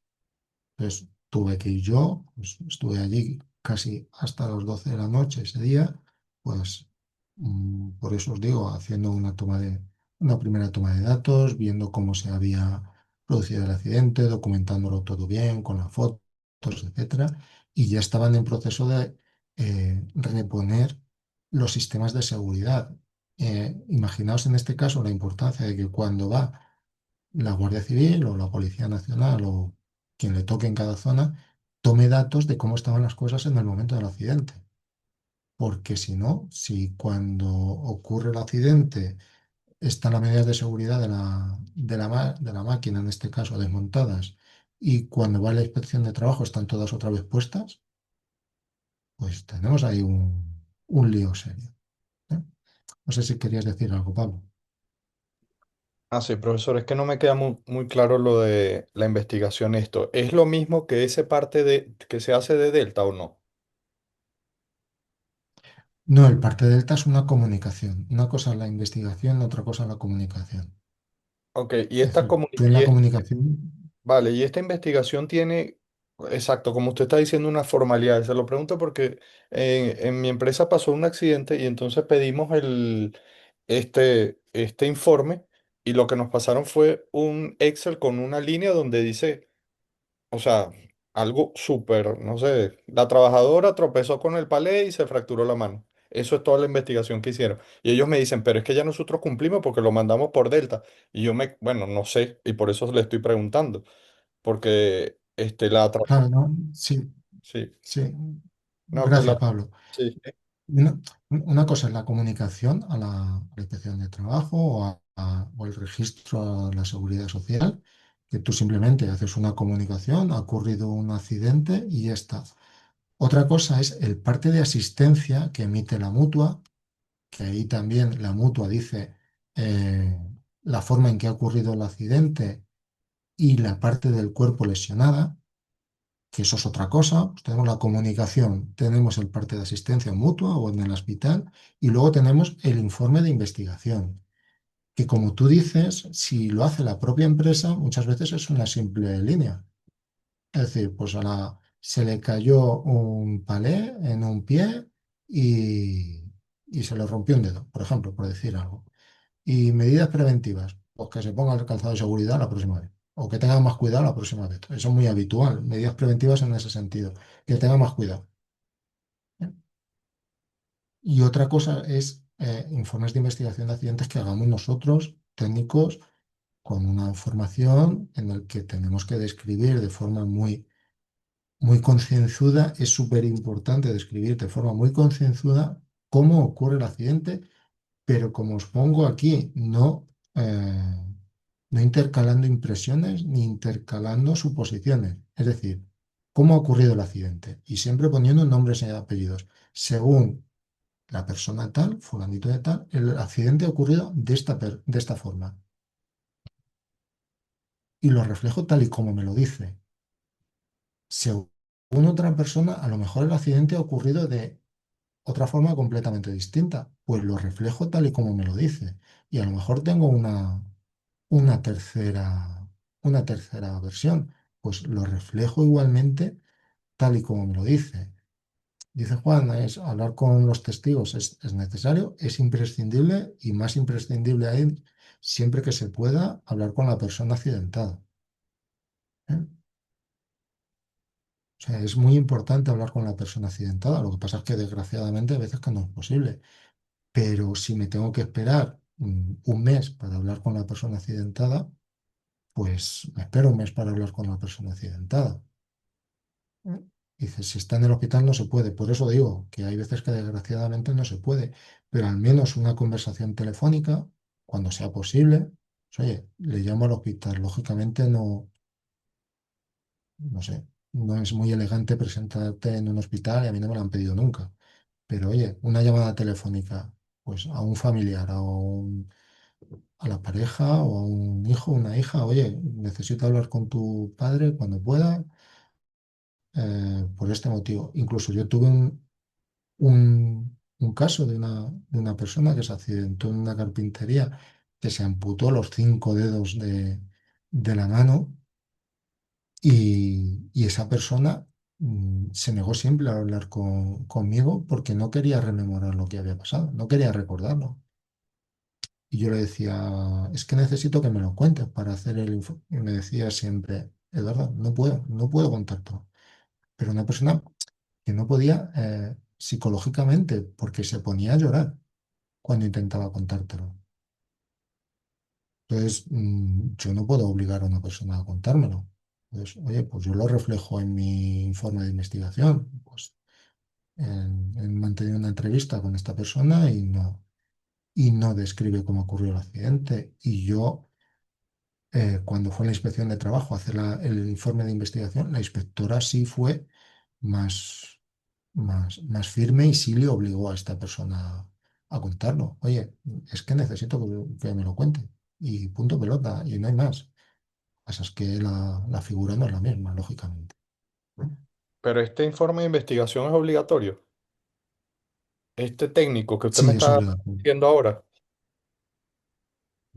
Siempre es obligatorio que haya un informe de investigación de accidentes. Lo que pasa es lo que yo decía en la salvedad, que cuando es un accidente leve, eh, habitualmente lo hace la propia empresa. Empresas, estoy hablando de empresas con servicios de prevención ajeno contratados, ¿eh? Pero cuando es un accidente grave o mortal, lo tiene que hacer el servicio de prevención. Vale, dice Juan, yo fui a uno grave y ya había estado en la Guardia Civil, habían cambiado algunas cosas y estaba todo coordinado por ellos. Es que es fundamental lo que os decía. Y dice Juan, hablar con los testigos, lo del hospital, lo tiene que autorizar la familia, lógicamente. Dice, yo tuve un testigo que cogía baja 3 días por la impresión que le dio. Es que hay veces que no es para menos, ¿no? Entonces, en este sentido, ya os digo, fundamental, sobre todo no incluir en esta parte, en la parte de descripción del accidente, no incluir nuestras impresiones ni nuestras suposiciones. Cuanto más literal seamos de lo que ha dicho tal persona dice que, tal persona dice que, tal persona dice que. ¿Eh? Y a partir de ahí, a partir de las versiones, pues intentar dilucidar una causa. Oye, ¿por qué ha podido pasar esto? Que yo hay veces que, como os decía, hay veces que te cuentan unas cosas que son increíbles. Dices, pues, oiga, pues una máquina con toda la seguridad expuesta, completamente cerrada, es imposible que una persona eh, meta la mano y se haya dejado cuatro dedos dentro de la máquina. Pues eso me ha pasado a mí con una amasadora en un obrador de pan. Y te dicen que sí, que ha ocurrido así. No saben cómo, pero estaba la máquina en perfectas condiciones, todos los dispositivos de seguridad funcionando y de repente el operario tiene 4 dedos dentro. Pues oiga, es que esto es física pura, pero bueno, yo no voy a discutir con nadie. El operario dice esto, causas, ni idea. Yo no soy capaz de encontrar causas teniendo en cuenta la versión que dará esta persona. Yo no estaba en el momento del accidente. Me han dicho que se ha producido así, que la máquina estaba completamente hermética y de un momento a otro tenemos 4 dedos de una persona dentro de la máquina. Pues oiga, la física no encaja con esto, pero yo no voy a decir cómo ha ocurrido el accidente, porque no lo sé. ¿Eh? Entonces, ¿quién tiene que involucrarse? Eh, Dice Rocío, entonces en esos casos que se sabe que hay mentiras, pues ya dirá la inspección o ya dirá el juez. Claro, yo digo lo que me han dicho, exactamente. Pues a mí me han dicho esto. Pues si esto no era cierto, yo no lo sé. Yo no soy policía, ni soy detective, ni tengo un polígrafo, ni tengo por qué hacer juicios de valor de lo que me está diciendo la gente. Entonces, personas involucradas, lógicamente, fundamental, la persona accidentada. Pues eso es fundamental siempre que sea posible entrevistarse con la persona accidentada. ¿Eh? Eh, Testigos del accidente, testigos directos del accidente, quién ha visto el accidente, quién ha oído o quién ha, por cualquier persona que pueda tener algo de conocimiento del accidente. Pues lógicamente el personal técnico, ¿eh? Mandos directos, es importante y muchas veces yo intento cuando hago una investigación hacerlo por separado, o sea, no hacer careos entre las personas, es decir, oye, pues me quiero entrevistar con el testigo, con la testiga, luego me quiero entrevistar con el encargado o la encargada y luego me quiero entrevistar con el responsable y no hacer careos entre ellos. Y muchas veces tanto el accidentado como los testigos, si hay un responsable delante, pues hay veces que la versión cambia un poco. Incluso yo he tenido casos de directamente la empresa o el responsable decirle a la, a la persona accidentada cómo ha ocurrido el accidente. ¿No? O sea, tienes que decir, esto ha pasado de esta forma. Entonces, vamos a intentar hacer las entrevistas por separado y siempre, oye, y siempre transmitiendo lo mismo. Oye, que yo no quiero acusar a nadie, yo quiero entender por qué ha pasado y qué vamos a hacer para que esto no le pase a nadie más. O sea, que yo no estoy buscando culpables, en mi trabajo no es buscar culpables, mi trabajo es entender qué ha pasado y proponer cosas para que no pase más. ¿Eh? Y luego también importante implicar a los representantes de los trabajadores, delegados de prevención. En este sentido, muchas veces aportan información importante sobre cómo se hacen habitualmente ese tipo de trabajos, porque tienen algo de conocimiento en prevención, entonces saben identificar condiciones inseguras o actos inseguros por parte de las personas trabajadoras, entonces es importante implicarlo. Pero insisto, cuanto más gente entrevistemos, mejor. Lógicamente, gente que tenga algo de conocimiento. Pues alguien que oyó un grito, alguien que utilizaba esa máquina con frecuencia o alguien que hacía esa tarea con frecuencia. Oye, ¿esto cómo se hace? ¿Esta persona que ha tenido el accidente lo estaba haciendo de esta forma o lo estaba haciendo de otra forma? Pues cuánta antigüedad tenía, cuánta antigüedad en esa tarea, en ese puesto, qué nivel de formación tenía autorización para el uso de la máquina, tenía aptitud, tenía formación, etcétera. El máximo de información disponible. Entonces, una vez tomadas las versiones, pues listar posibles medidas correctivas, inmediatas o preventivas, definir, llevarnos a la planificación de la actividad preventiva, comunicar y compartir aprendizajes y hacer un seguimiento de forma periódica de los planes de actuación. ¿Eh? Hoy no me da tiempo, la siguiente semana hacemos un ejercicio. Aquí, ya para acabar con esto, tengo que identificar en la investigación de accidentes si el, el riesgo causa que, que ha provocado el accidente estaba contemplado en la evaluación de riesgos. ¿Eh? Y ahí sí que me tengo que retratar yo. Bueno, Es decir, esto que ha ocurrido estaba contemplado en la evaluación de riesgos. Había medidas propuestas para que esto no ocurriera. Y si no estaba contemplado en la evaluación de riesgos y las medidas, eh, no había medidas propuestas o eran insuficientes, ahí pues tienes un problema, como dice Juan. Pues si no estaba, tienes un problema gordo. Pero bueno, pues por eso os decía, o lo que trato de transmitiros en todo momento es las evaluaciones de riesgos hay que hacerlas muy bien, no me puedo dejar presionar nunca en ningún momento por nadie y tengo que trasladar al máximo todo lo que detecte en el centro de trabajo. Y ante la duda de lo pongo o no lo pongo, lo pongo. Ante la duda de lo pongo con un riesgo más alto o un riesgo más bajo, lo pongo más alto.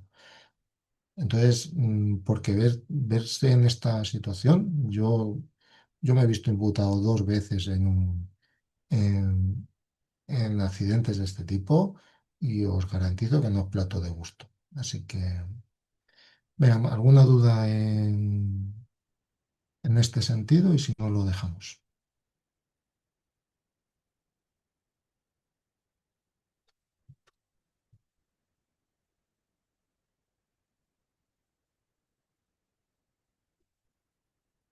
¿No? Pues genial, gracias. Pues nada, la siguiente sesión os digo cuándo la tengo planificada, pues justo antes de Navidad, el día 17 que es la última del año. Así que, no, sí, el día 17 perdón. Pues nada, mil gracias y nos vemos en unos días. Buenas tardes, un abrazo, cuidaros.